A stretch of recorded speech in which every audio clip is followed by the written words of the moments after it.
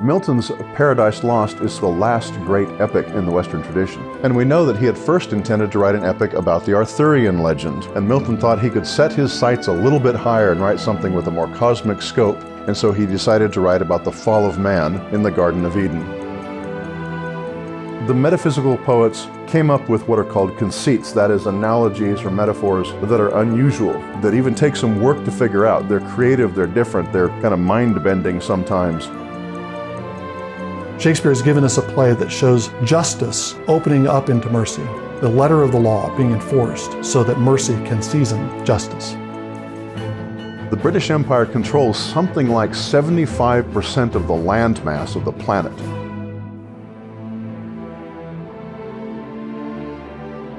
Liberty, equality, fraternity. Liberty is all very well, but you cannot talk about whether liberty is good or bad without saying when and for whom. The Romantic movement, a privileged, instead of reason, emotion, intuition, imagination as sources for meaning, truth, and significance.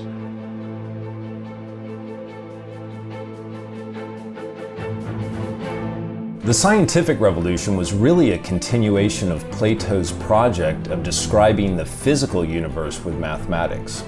But it wasn't until Isaac Newton invented calculus that this Pythagorean Platonic project could really take off. Indeed, Newton was the culmination of the scientific revolution, and he was also the fulfillment of Plato's Pythagorean dream.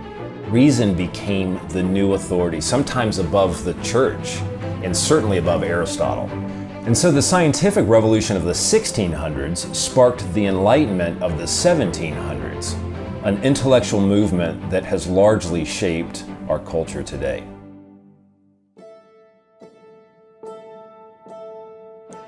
Dickens deliberately wanted to change people's hearts about how they treated people, and he used Christmas to make people be more sensible and sensitive to those around them.